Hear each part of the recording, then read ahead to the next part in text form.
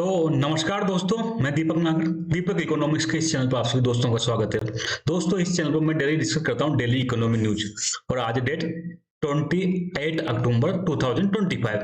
तो दोस्तों, आज एक इंपॉर्टेंट न्यूज आई है रिगार्डिंग एक संगठन है फाइनेंशियल एक्शन टास्क फोर्स। आप सब लोगों ने इसका नाम सुना होगा, पाकिस्तान को लेके क्या मैटर था वो तो हम आगे जानेंगे। लेकिन बेसिकली फाइनेंशियल एक्शन जो टास्क फोर्स की मीटिंग हुई है अभी पेरिस में, वहां पर कुछ निर्णय हुआ, उसके बारे में दोस्तों मैं यहाँ आप डिटेल में डिस्कस करेंगे। सबसे पहले आज न्यूज देखिए, 4 African countries taken of global money laundering grey list. मतलब जो इसने बेसिकली एफएटीएफ की ग्रे लिस्ट होती है, उसमें से 4 अफ्रीकन देशों को हटा दिया गया है। आप देख सकते हैं news, south Africa, Nigeria, Mozambique, Burkina Faso जैसे देशों को जो फाइनेंशियल एक्शन टास्क फोर्स ने अपनी क्राइम लिस्ट एक तरह से है ग्रे लिस्ट, उससे बाहर निकाल दिया गया है। तो ये लिस्ट क्या होती है, सबके बारे में दोस्तों हम जानेंगे। ऐसे एक एफएटीएफ का दोस्तों बयान आया है कि पाकिस्तान को भले ही सबने ग्रे लिस्ट से बाहर निकल दिया, पर इसका मतलब नहीं कि वो टेररिस्ट को फंडिंग करे।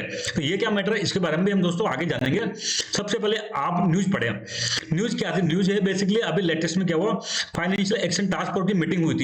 हर साल मीटिंग होती है इसकी, एक बार एफएटीएफ मीटिंग 22 से 24 अक्टूबर 2025 को कहां पर हुई थी? पेरिस में हुई थी दोस्तों। इस मीटिंग में यह निर्णय किया गया कि 4 साउथ जो अफ्रीका के देश हैं, south Africa, Nigeria, Mozambique, Burkina Faso, इनको जो इसकी ग्रे लिस्ट है उससे बाहर निकाल दिया गया दोस्तों। तो इसका क्या मैटर होता है ये तो हम आगे जानेंगे। सबसे पहले हम फाइनेंशियल एक्शन टास्क फोर्स के बारे में जानेंगे। तो basically it's a intergovernmental organisation. दोस्तों, ये प्राइवेट कंपनियों का संगठन नहीं है, प्राइवेट व्यक्तियों का संगठन नहीं है, ये गवर्नमेंट का संगठन है। गवर्नमेंट, दुनिया के कई सारे देशों की सरकारों ने मिलकर फाइनेंशियल एक्शन टास्क फोर्स को बनाया गया है। इसकी स्थापना दोस्तों 1989 में हुई थी। नया संगठन नहीं है, 1989 काफी टाइम हो गया लगभग दोस्तों। तो इसकी स्थापना एफएटीएफ की 1989 में G7 कंट्रीज के द्वारा की गई थी। आपने नाम सुना होगा G7। ये G7 में रशिया को जोड़ दे तो क्या हो जाता है, G8 हो जाता है। तो G7 बेसिकली दुनिया के जितने भी अमीर देश हैं उनका संगठन है। तो इन G7 देशों ने 1989 में एफएटीएफ की स्थापना की थी। इसका जो मेन मोटिव था दोस्तों, एक तो मनी लॉन्ड्रिंग से लड़ना और दूसरा टेरर फाइनेंसिंग को रोकना।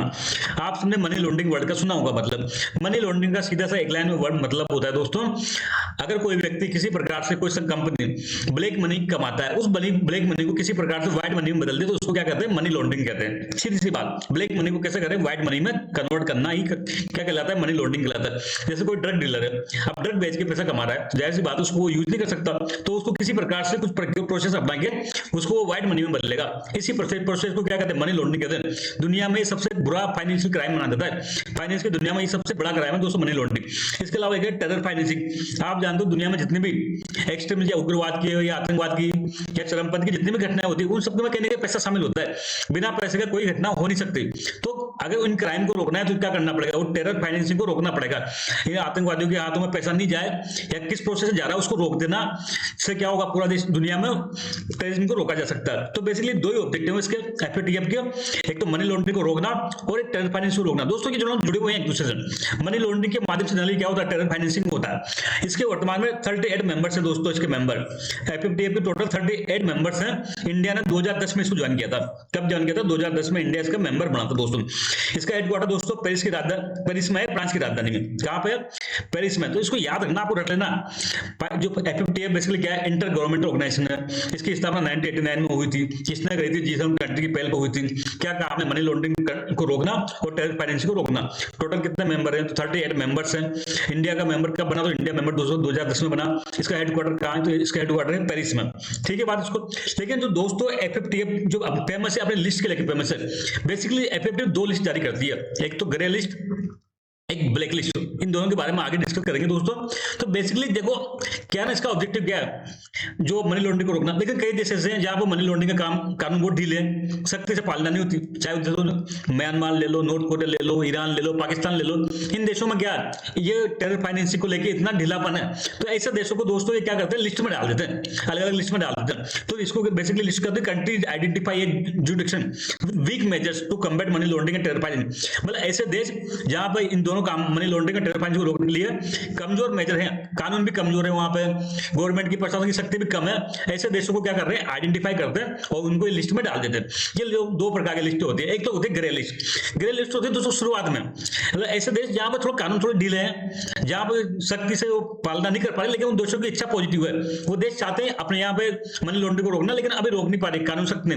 तो ये ऐसे दोस्तों को, ऐसे देशों को जो एफएफटी है वो ग्रे लिस्ट में डाल देता है। जुरिसडिक्शन अंडर इंक्रीज मॉनिटरिंग, इनको क्या करना, इनकी मॉनिटरिंग बढ़ा दी जाती है, मॉनिटरिंग बढ़ा दी जाती है और इनको लिए और ज्यादा गाइडेंस दिया जाता है कि भाई आप अपना कानून कैसे सुधार करो, ये सब बताया जाता है। दूसरा होता है ब्लैक लिस्ट। ब्लैक लिस्ट दोस्तों बहुत सबसे बुरी स्थिति है। ऐसे कई देशों बदमाश जो बिल्कुल ही प्रयास नहीं कर रहे अपने यहाँ मनी लॉन्ड्रिंग रोकने का, तो ऐसे देशों को क्या करता है, ब्लैक लिस्ट में डाल देता है। हाई रिस्क, जहां सबसे ज्यादा रिस्क है, jurisdiction subject to a call for action, ऐसे देशों में कोई एक्शन लेने का, पाबंदी लगाने का भी निर्णय लिया जा सकता है। दुनिया में वर्तमान में दोस्तों 3 देश ही ब्लैक लिस्ट में, एक तो नॉर्थ कोरिया, एक ईरान है, एक म्यांमार। ये बिल्कुल ही कोऑपरेट नहीं करते अपने यहाँ। इन देशों में कानून भी बहुत ढीले हैं और ये दुनिया में कहीं भी प्रयास नहीं करते अपने देश में कि किसी प्रकार से मनी लॉन्ड्रिंग को रोका जाए, किसी प्रकार से टेरर फाइनेंस को रोका जाए। तो ये याद रखना दोस्तों, आपको 2 लिस्ट होती है। ग्रे लिस्ट हल्का होता है, शुरुआती दौर में होता है, जहां थोड़ा कम पालना होती है। ब्लैक लिस्ट सबसे बुरी स्थिति होती है दोस्तों। ब्लैक लिस्ट में डालने के बाद दुनिया के कई देशों में एक तरह से फाइनेंशियल बैन हो जाता है दोस्तों। कोई देश अगर ब्लैक लिस्ट में आ जाता है, इसका मतलब अब दुनिया की उसकी इमेज बिल्कुल खराब होगी, दुनिया में उसके यहाँ कहीं से भी निवेश नहीं आएगा और वो क्या होगा, उसकी GDP day by day week ही होगी दोस्तों। तो ये 3 देश ब्लैक लिस्ट में है, north Korea, Iran and Myanmar. आप इन तीनों देशों का नाम भी जनरली नेगेटिव उसी में सुनते होंगे दोस्तों। एक इसका मैटर है पाकिस्तान का। पाकिस्तान पहले दोस्तों ग्रे लिस्ट में था, पाकिस्तान एफएफटी की ग्रे लिस्ट में था। इंडिया ने बहुत प्रयास किया कि इसको ब्लैक लिस्ट में डाला जाए, क्योंकि क्या पाकिस्तान क्या कर रहा है, इंडिया में जो टेररिस्ट आते हैं उनको फाइनेंसिंग कर रहा है, लेकिन इंडिया का प्रयास कामयाब नहीं रह पाया और फाइनली पाकिस्तान की इसमें विजय हुई। पाकिस्तान को इसने क्या किया, ग्रे लिस्ट से बाहर निकाल दिया। मतलब आज की डेट में पाकिस्तान न तो ग्रे लिस्ट में और ब्लैक लिस्ट तो हो ही नहीं सकता, क्योंकि ब्लैक लिस्ट होने के लिए पहली शर्त क्या होती है, ग्रे लिस्ट में शामिल होना। तो आज के डेट में पाकिस्तान दोनों जगह नहीं है, लेकिन फिर भी एफएफटीएफ ने उसको वार्निंग दी है कि आप ब्लैक से ग्रे लिस्ट से बाहर चल गए हो, लेकिन अब आप अभी भी आपको टेरर फाइनेंसिंग नहीं करना चाहिए। दोस्तों ये पूरा मैटर था फाइनेंशियल एक्शन टास्क फोर्स का। आई होप आपको सब कुछ समझ में आया होगा। जल्द मिलेंगे, तब तक के लिए थैंक यू, जय हिंद।